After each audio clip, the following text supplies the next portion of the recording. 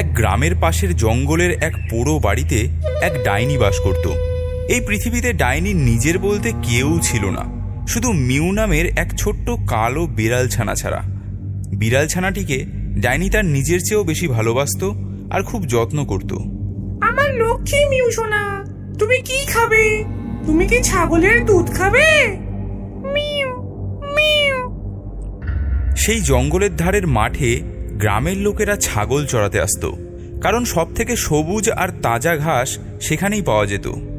আচ্ছা দাদা, আমি তো গ্রামে নতুন এসেছি, তা শুনেছি এখানে নাকি কাছেই এক ডাইনি থাকে। ঠিকই শুনেছ। এখানে আসতে তোমাদের ভয় করে না? আরে না, আগে ভয় করত, কিন্তু এখন আর করে না। কেন দাদা? এখানে ছাগল চড়ানোর অনুমতি ডাইনি আমাদের দিয়েছেন, সেজন্য অবশ্য প্রতিদিন এক বাটি করে ছাগলের দুধ ভেট দিতে হয় আমাদের, ওর বিড়াল ছানার জন্য। সে কি দাদা, প্রতিদিন এক বাটি ছাগলের দুধ? হ্যাঁ, আমাদের মধ্যে থেকে রোজ একজন করে ডাইনিকে ছাগলের দুধ দেয়, তাই সমস্যা হয় না। তার মানে এখানে ছাগল চড়াতে গেলে আমাকেও দিতে হবে? হ্যাঁ, সে তো হবেই। যাই হোক, আজকে দুধটা দিয়ে আসি, কালকে আবার তোমার পালা।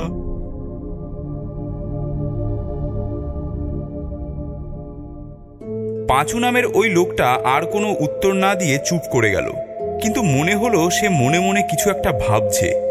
অন্য লোকটি গিয়ে এক বাটি দুধ ডাইনির দোরগোড়ায় রেখে এলো। তারপর সবাই ছাগল নিয়ে যে যার বাড়ি চলে গেল।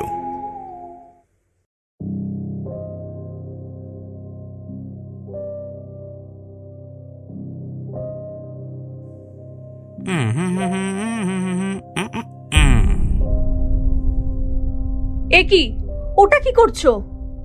শোনো, কাল আমার পালা, মানে ওই ডাইনিকে কাল আমার থেকে এক বাটি দুধ দিতে হবে।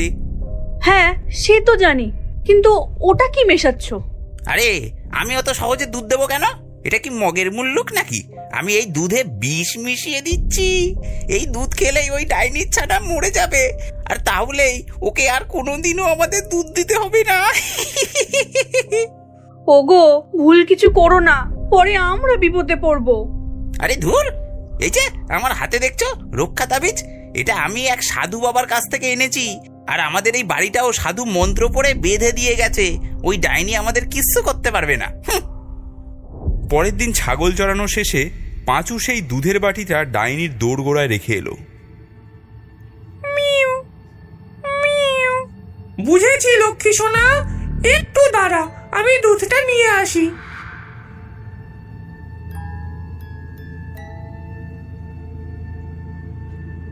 এই নাও লক্ষ্মী সোনা, খেয়ে নাও।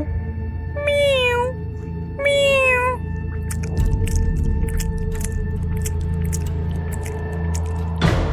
মিউ মিউ মিউ মিউ মিউ মিউ। এ কি হলো তোর? এমন করছিস কেন? মিউ মিউ মিউ মিউ মিউ মিউ। না, আমার সাথে বিশ্বাসঘাতকতা? আমার বিড়ালের দুধে বিষ দিলি, এর প্রতিশোধ আমি নেবই। সেদিন রাতেই ডাইনি রাগে ছটফট করতে করতে গ্রামে ছুটে আসে। তারপর পাঁচুর বাড়ি খুঁজে বের করে বাড়িতে ঢুকতে যায়, কিন্তু পারে না। মনে হয় সে যেন কোনো এক অদৃশ্য দেওয়ালে বাধা পাচ্ছে। ডাইনি তখন বুঝতে পারে যে এই বাড়িটা বন্ধন করা আছে। সে তখন আরো রেগে যায়, দাঁত কিরবির করতে করতে বলে, এর প্রতিশোধ আমি নেবই নেব। ডাইনি সেই গ্রামেরই আরেক লোকের বাড়ির থেকে একটা ছাগল চুরি করে নেয়।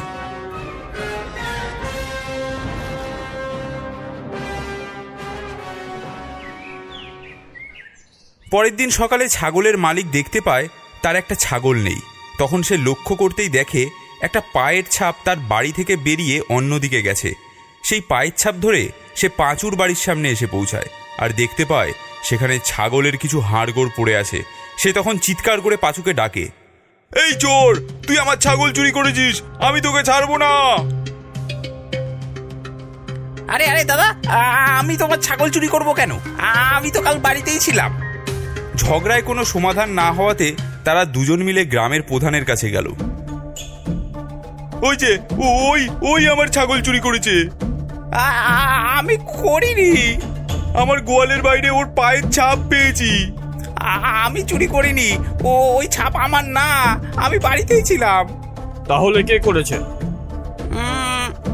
মনে হয় গ্রামের বাইরের ওই ডাইনি করেছে। ডাইনি কখনো কোনো দিন আমাদের কারো ছাগল চুরি করেনি, তাহলে আজ কেন করবে? পাঁচু এবার থেমে গেল। সে ভয় পাচ্ছিল যদি সবাই জেনে যায় যে দুধের সাথে বিষ মিশিয়ে ডাইনিকে দিয়েছে তবে সবাই তাকে গ্রাম ছাড়া করে দেবে, তাই সে আর কিছু বলে না। তখন প্রধান বলেন, তুমিই চুরি করেছো, আর কোনো কথা নয়। তুমি জরিমানা হিসেবে তোমার একটা ছাগল ওকে দিয়ে দেবে।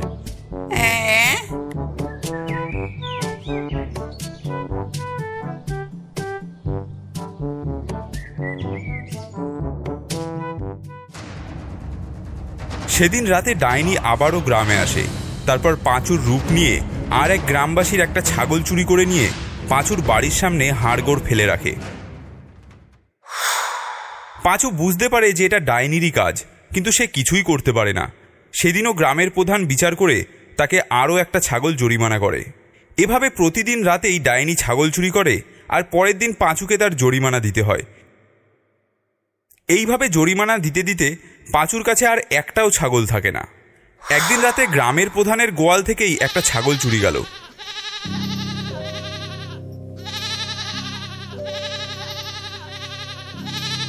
এত রাতে ছাগলের চিৎকার কেন?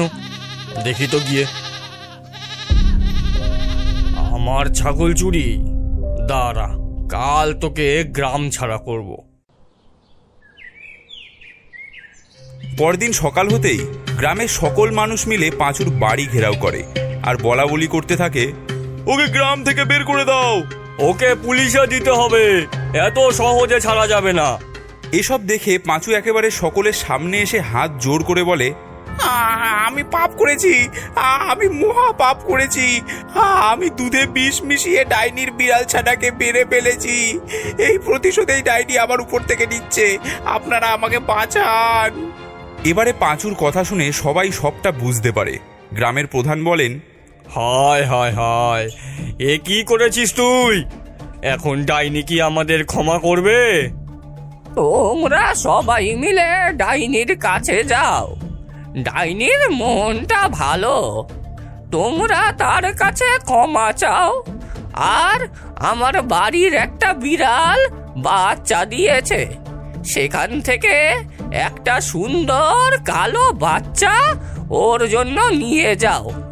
সবাই মিলে তখন একটা কালো বিড়ালের বাচ্চা সঙ্গে দুধ নিয়ে আর ওই লোকটাকে ধরে নিয়ে ডাইনির বাড়ি যায় আর ক্ষমা চেয়ে বলে, ডাইনিমা, আমাদের ভুল হয়ে গেছে, আমাদের ক্ষমা করে দাও ডাইনিমা। এই তো আমার নতুন লক্ষ্মী ছানা, কই দাও ওকে আমার কাছে দাও।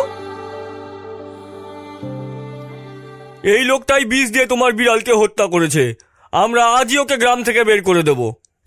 আমার ভুল হয়ে গেছে, আমি অনুতপ্ত, আমায় ক্ষমা করে দিন। ওকে বের করে দিতে হবে না, ওর সাজা ও পেয়ে গেছে। আর অনুতপ্ত হলে পাপও কেটে যায়, তাই ওকে ক্ষমা করে দিলাম। এই দেখো মিউ সোনা, এটা হলো ক্ষীরের পুতুল ইউটিউব চ্যানেল, এটাকে সাবস্ক্রাইব করতে হয়। Mu mu.